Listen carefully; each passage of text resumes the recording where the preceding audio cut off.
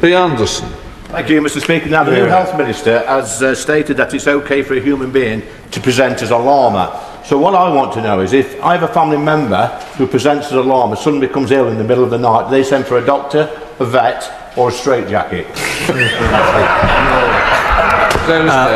Mr. Speaker, I can just say to the honourable member that my honourable friend, the Minister for Public Health, believes in treating every human being with the dignity and respect they deserve, even the honourable gentleman. Lee Anderson, a Member of Parliament from Reform UK, has taken aim at the Labour Party's newly appointed Health Minister with a sarcastic and mocking comment targeting the party's approach to gender identity and inclusion. In his statement, Anderson ridicules the idea of a person presenting as a llama, using this absurd scenario as a way to criticize what he perceives as the Labour Party's overemphasis on non-traditional gender identities.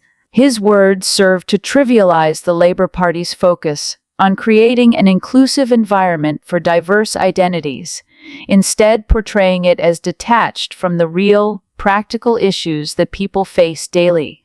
Anderson's remark, asking whether a person who identifies as a llama and subsequently falls ill should be treated by a doctor, a vet, or put in a straitjacket, works as a sharp form of satire designed to undermine the Labour Party's credibility. The rhetorical question serves not only to mock the acceptance of diverse gender expressions, but also to frame Labour's policies as being absurd and disconnected from the pressing needs of the public, particularly in the realm of healthcare. Anderson's use of this humor, which borders on the ridiculous, suggests that Labour's focus on what he views as extreme and non-essential issues, such as allowing people to express gender in whatever way they choose, is a sign of the party's misguided priorities. Through his comments, Anderson paints the Labour Party as a political force more concerned with identity politics than with providing practical solutions to everyday problems. By making light of the idea of someone identifying as a llama, he implies that Labour is preoccupied with catering to niche groups or addressing issues of identity that have little bearing on the real-world concerns of ordinary citizens. In his view, this fixation on non-traditional gender expressions takes precedence over the more serious matter of improving healthcare, which he believes should be the primary focus of any health minister. The sarcastic tone of Anderson's remarks is not just an attack on the Labour Party's ideological stance. It also casts doubt on their competence and ability to govern effectively. By highlighting what he considers to be the absurdity of their approach, Anderson seeks to delegitimize the leadership of the party, suggesting that their policies are out of touch with the practical concerns of the general population. In doing so, he aims to create an image of Labour as a party that is mired in ideological battles, unable to address the fundamental issues that voters care about, such as the delivery of efficient and accessible healthcare. Moreover, this type of commentary appeals to a certain segment of the electorate who may feel disillusioned by what they see as an excessive focus on progressive social issues at the expense of tangible policies that improve the daily lives of citizens. Anderson's critique, laden with humor and exaggeration, is designed to galvanize those who feel that Labour's leadership has become too obsessed with inclusivity and social progressivism, and too disconnected from the pragmatic aspects of governance that matter most, like healthcare, public services, and economic stability. Ultimately, by mocking the Labour Party in this way, Anderson is not just attacking a policy or an individual within the party. He is calling into question the overall direction of the party itself. His remarks suggest that Labour has strayed too far from its traditional values and practical concerns, opting instead for what he perceives as a superficial commitment to diversity and inclusion at the cost of addressing real-world problems. This form of criticism plays into the broader political narrative that portrays Labour as a party that has lost its way, while also positioning Reform UK as a more grounded, realistic alternative focused on the issues that matter most to everyday citizens. The rules really need to be respected and enforced for the asylum and immigration system to work. That's why since the election, we have been increasing returns, so 19,000 people who have no right to be in the UK have now been returned, and also increasing the illegal working raids and going after the employers who are exploiting migrant workers. This is about making sure that there's proper fairness, proper enforcement in the system, and proper respect for the rules as well. Yvette Cooper's statement on the enforcement of asylum and immigration rules outlines the government's strategy for managing immigration, with a clear emphasis on ensuring that the system operates with both fairness and strict enforcement.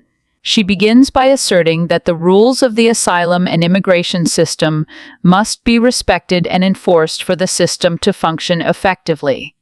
This framing aligns with a broader political narrative that prioritizes law and order in the management of immigration.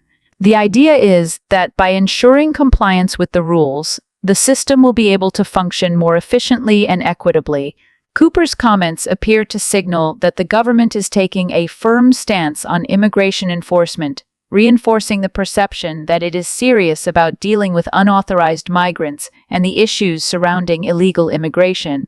A key element of her statement is the mention of increasing returns, with 19,000 individuals who do not have the right to be in the UK being returned.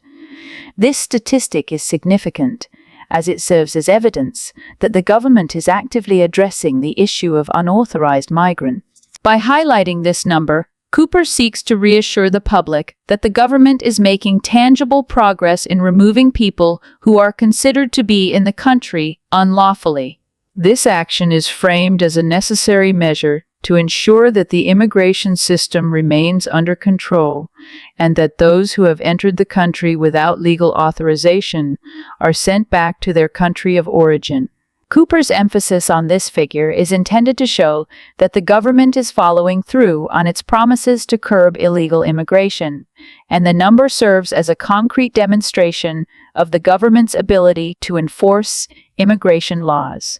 Moreover, Cooper extends the discussion to the issue of illegal working, stating that the government has been increasing illegal working raids and targeting employers who are exploiting migrant workers. This aspect of her statement highlights another dimension of the immigration system: the need to address illegal labor practices that are often intertwined with unauthorized migration. The government's push to increase raids signifies a broader strategy to combat the exploitation of migrant workers, who are often vulnerable to abuse due to their lack of legal status. By focusing on employers who exploit these workers, the government seeks to hold businesses accountable for their role in facilitating illegal immigration. This shift in focus towards cracking down on employers is significant, as it targets a key part of the system that perpetuates illegal immigration: unlawful employment practices.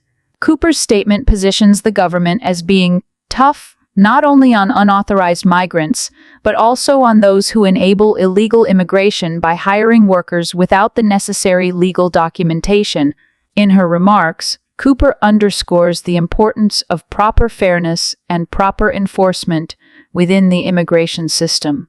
These terms are carefully chosen to convey a sense of balance and justice, suggesting that the government's actions are not driven by arbitrary or discriminatory motives, but are rooted in a desire to ensure that everyone plays by the same set of rules. The repetition of the word proper emphasizes the idea that the government's approach is thoughtful, measured, and fair, which is an appeal to those who may feel that previous administrations have been either too lenient or too haphazard in their approach to immigration. Cooper's language aims to create an image of a government that is taking responsibility for ensuring that the rules are upheld and that fairness is maintained in the system.